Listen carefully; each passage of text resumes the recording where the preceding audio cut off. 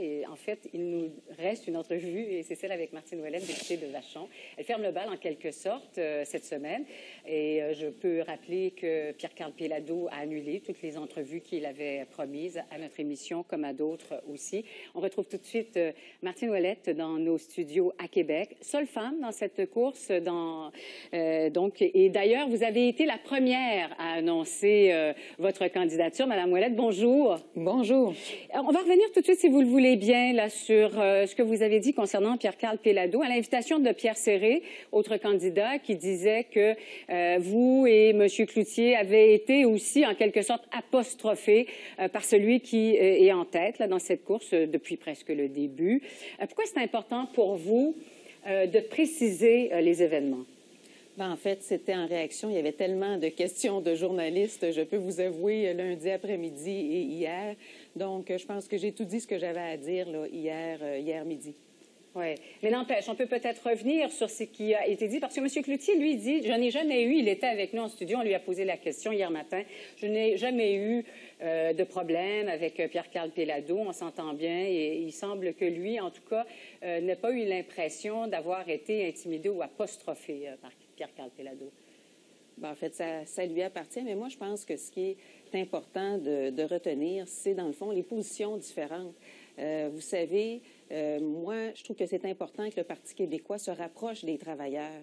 Et on le voit très bien, Pierre-Carl, lui, ne souhaite pas réouvrir le Code du travail pour corriger la question du volet sur anti-briseurs de grève. Un autre élément, c'est le pipeline d'Énergie-Est. Pour moi, c'est un projet insensé, ce projet-là, que de transformer le territoire du Québec en autoroute d'exportation des sables bitumineux. Et encore là, Pierre-Carl n'est pas opposé à ce projet-là. Donc, je pense qu'il faut que les membres du Parti québécois aient connaissance de ces différences de position-là, parce que ça va être aussi ça le choix du ou de la prochaine chef du Parti québécois. Et c'est un choix très important pour la suite du Parti québécois, mais plus que ça, pour la suite au Québec.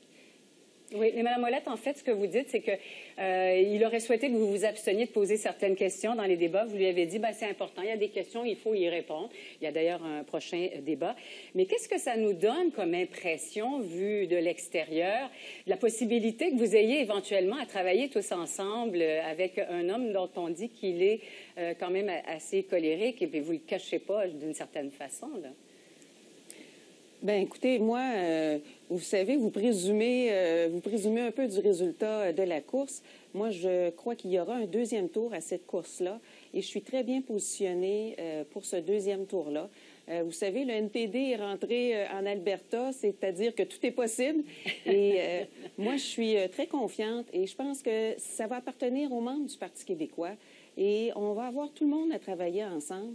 Et je pense qu'on fera ce qu'il faut pour travailler ensemble. Et vous savez, moi, si je gagne à la course à la chefferie, je pense que Pierre-Carl, M. Péladeau, a toute une contribution à apporter au Parti québécois, toute une contribution à apporter au Québec. Moi, je le verrais très bien dans le rôle que M. Bouchard avait en 1995, c'est-à-dire négociateur en chef avec le Canada. Je pense que ça, c'est un rôle où vraiment on utilise là, toutes ses forces pour pouvoir faire du Québec un pays indépendant et d'aller chercher le maximum de ce qui nous appartient à Ottawa. Bon, Madame Ouellette, il est évident que quand on se présente dans une course, c'est avec l'intention, en tout cas, on aimerait la gagner. Cette course, vous avez beaucoup d'appui auprès des militants du Parti québécois.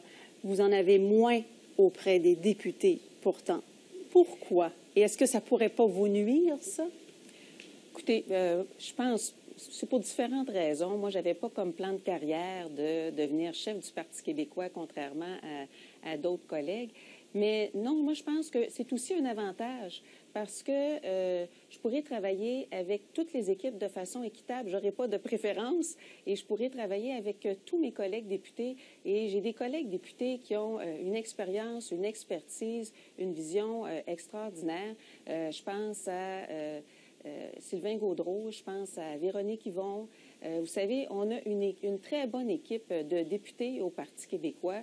On avait une excellente équipe de candidats aussi à la dernière élection. Et la bonne nouvelle, c'est que ces candidats-là, qui, malheureusement, n'ont pas été élus, sont encore actifs au sein du Parti québécois, sont encore actifs dans leur exécutif. Donc ça, c'est très prometteur pour l'avenir. Oui. Et il y a M. Cloutier, et évidemment Alexandre Cloutier. Je ne veux pas revenir nécessairement sur cet épisode sondage, pointage. Bon, c'est peut-être de bonne guerre aussi pour Alexandre Cloutier de dire qu'il est deuxième. Vous contestez de toute façon ces chiffres, mais advenant un deuxième tour, est-ce que c'est envisageable pour vous de faire équipe?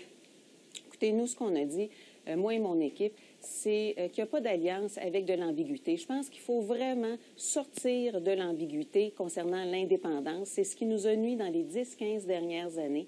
C'est ce qui a divisé le mouvement indépendantiste. C'est sûr que divisé, on est beaucoup moins fort. Moi, je pense qu'il faut sortir de cette ambiguïté-là, que ce soit une ambiguïté par un registre ou que ce soit une ambiguïté par un « on verra » en 2018. Moi, j'opte pour la clarté, la transparence.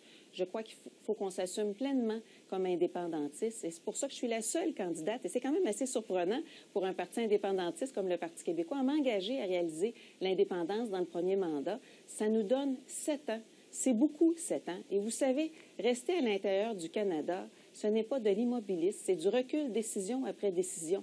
La décision sur le pipeline d'Énergie-Est qui va être décidée par l'Office national de l'énergie à Calgary, ça n'a pas de bon sens que ce soit Calgary qui nous impose une décision. Le péage sur le pont Champlain, ça nous fait mal, ça va faire mal au développement économique de toute la région métropolitaine. Le registre des armes à feu, où les 3 juges du Québec ont voté dans une direction, mais les autres juges au Canada ont pris une décision à l'encontre des intérêts du Québec. Et des décisions comme ça, il y en a plein qui nuisent au développement économique du Québec. Et là, je ne vous parle même pas de négociations post-Kyoto qui vont avoir lieu à Paris à la fin novembre 2015. Beaucoup de sujets sur la table. Et on va vous souhaiter, Mme Ouellette, une bonne fin de course.